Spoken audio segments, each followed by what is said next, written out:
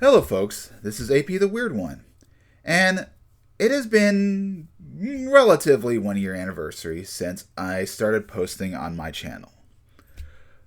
Last year was, even in total all year was a big, heavy thing for me. I had lost two family members, my mother and a cousin, and I also lost my uncle's dog,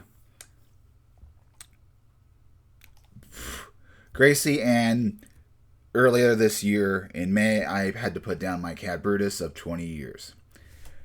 However, with all this death, I felt my life had it wasn't as dark. It was kind of the personification of Arcana 13. Death could be loss, but also change, and I felt that in total of year from last year and subsequently this year, there was some big changes. Uh, Soon after both the death of my mother and Gracie, my uncle got Lucy Pelusi, a weird but very lovable, just strange Bengal cat, and I'm obsessed with. And additionally, I started watching Super Sentai, beginning with Dawn Brothers, a show I was not ready prepared for. I started eating a lot. I started eating a lot better, including having a craving for yellow peppers. I also managed this year, earlier in June, and subsequently just last week, I went to do camping. And this year I have also seen a whole bunch of movies, including I'm going to be seeing Godzilla Year One in a couple of weeks, in about a week or so, and I might even go. I'm also scheduled to see the Blue Heron and the Boy and the Blue Heron, the Miyazaki movie, and I might even go see Ferrari on Christmas Day. With that said, what's going to happen with the channel? I'm very happy of doing Pokemon Silver. It's been, it was a spur of a moment. I was going to try to do a lot more Digimon content, but I wanted to play Pokemon. I was in the mood, and I wanted to see if Pokemon Silver was as good as I thought it was. Subsequently, after Let's Play is gonna come back on Monday, and afterwards we're gonna do Soul Silver. Whether or not it will be starting in December, I'm not 100% sure, but at least it will come in January. And I do want to do a little bit more Chugga style with the Pokemon. I want to give a little proper section for some of them and talk about them properly, since I sometimes always never seem to have a topic. So talking about the Pokemon and talking about the game, I want to be a little bit more game heavy in the discussions. Also, I'd like to do my second part. When I was in junior high and high school, I got the anime enlightenment and the political enlightenment. My journey to become a libertarian and an anime lover kicked off that same year. And so the two have sort of intertwined. And I would like to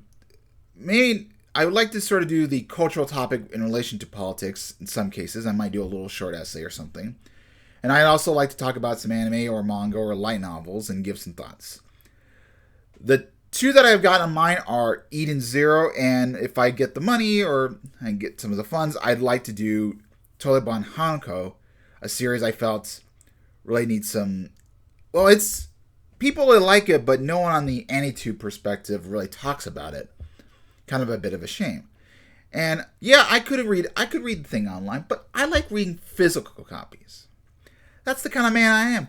I've got all of Eden Zero up to the English releases. I've got a whole bunch of other manga. And I think I did attempt to make a video on the collection, but I think I'm going to do maybe just a little short video, no commentary, show you what I got. Anyway, with that said, we got a little bit of extra stuff regards to Digimon, so let's take a look. So, we're going to do the top 10 Digimon, a little bit revised. The Lugimon line has joined the honorable mentions, and the Loimon has gone down.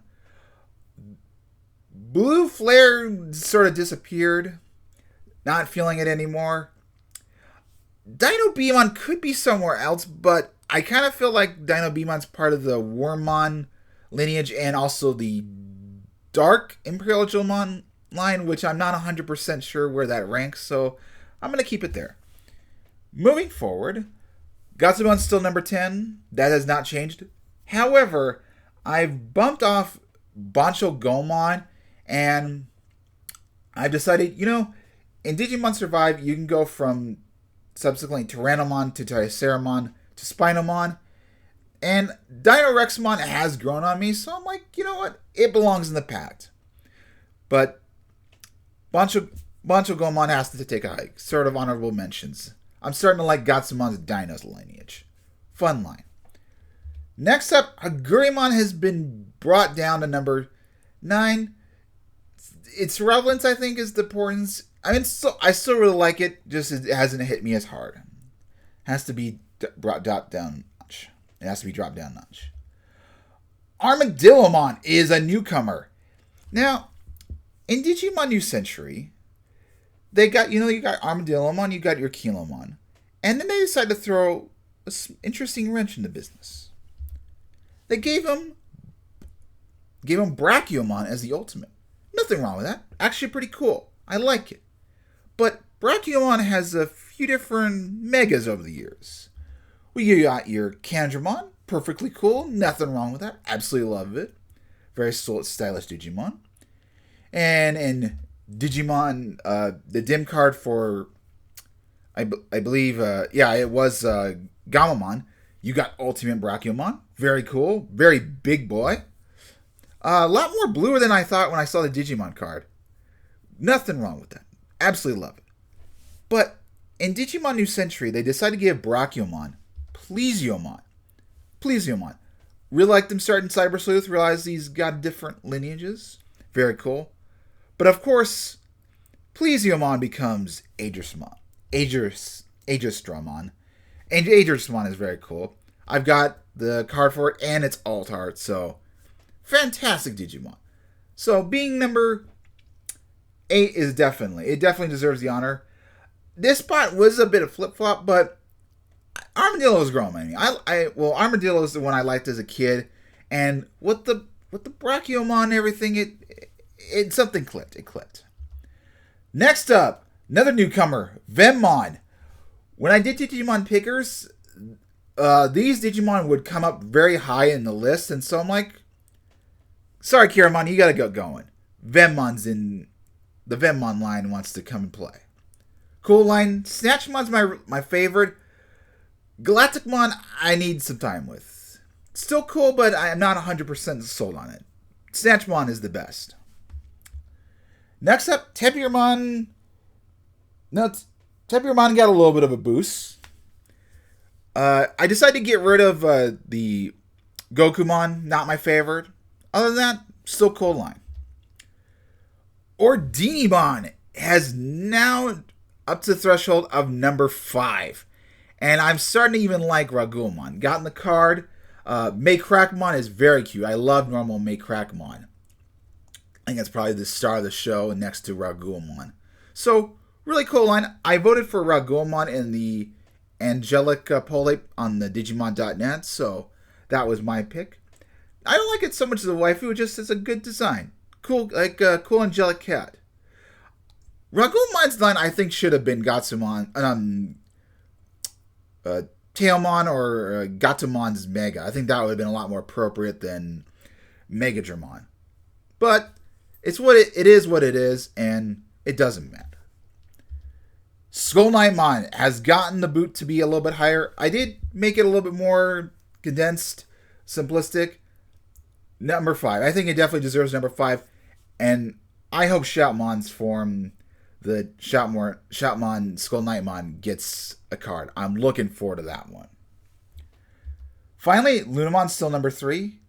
However, number 1 and number 2 have changed. Number 2 is finally Doremon, and nothing wrong with the line. It's everything what had to do with Vmon.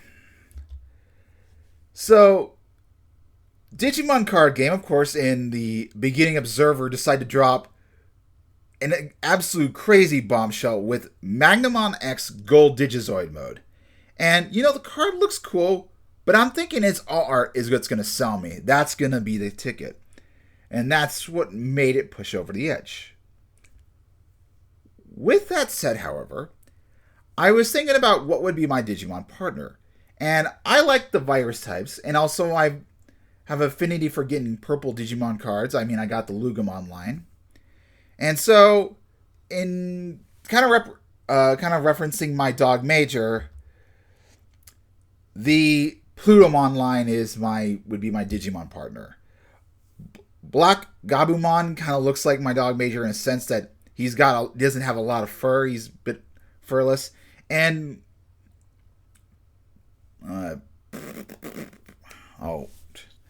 trying to think of the Labramon is a little too feminine for my taste. I like a little bit manly. Still cute. I like cute ones, but I like a little bit more masculine. And Dobermon and Cerberusmon are cute but cool.